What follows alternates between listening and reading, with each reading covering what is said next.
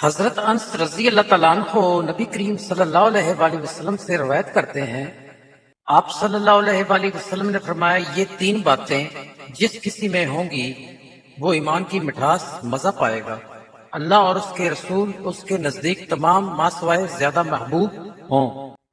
اور جس کسی سے محبت کرے تو صرف اللہ ہی کے لیے کرے، اور کفر میں واپس جانے کو ایسا برا سمجھے جیسے آگ میں ڈالے جانے کو۔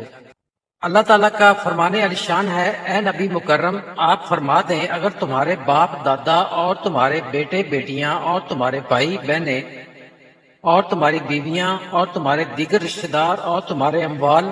جو تم نے محنت سے کمائے اور تجارت کا کاروبار جس کے نقصان سے تم ڈرتے رہتے اور مکانات جنہیں تم پسند کرتے ہو تمہارے نزدیک اللہ تعالیٰ اور اس کے رسول صلی اللہ علیہ وآلہ وسلم اور اس کی راہ میں جہاد سے زیادہ محبوب ہیں، تو پھر انتظار کرو یہاں تک کہ اللہ تعالیٰ اپنا حکم عذاب لے آئیں، اور اللہ تعالیٰ نافرمان لوگوں کو ہدایت نہیں فرماتا۔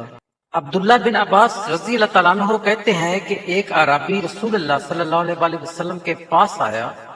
اور اس نے کہا، کیسے جانوں کہ آپ نبی ہیں؟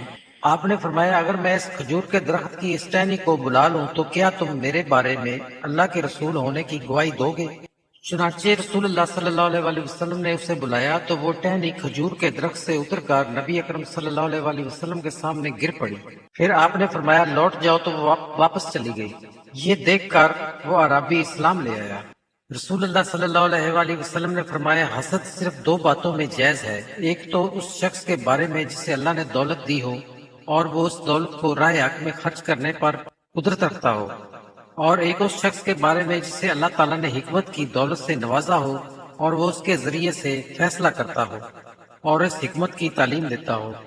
رسول اللہ صلی اللہ علیہ وآلہ وسلم نے فرمایا، اللہ تعالیٰ کا ارشاد گرامی ہے، اے فرشتوں، اگر کوئی بندہ نیکی کرنا چاہے تو اس کے لیے ارادے ہی سے ایک نیکی لکھ دو، اور اگر اس پر عمل کر لے تو 10 گنا سے 7 گنا تک نیکی لکھو۔ رسول اللہ صلی اللہ علیہ وآلہ وسلم نے فرمایا، نظر لگنا حق ہے، اگر کوئی چیز تقدیر پر سبقت لے جانے والی ہوتی تو وہ نظر ہوتی۔ رسول اللہ صلی اللہ علیہ وآلہ وسلم نے فرمایا، میری امت میں اللہ کی کتاب لوح محفوظ اس کے فیصلے اور تقدیر کے بعد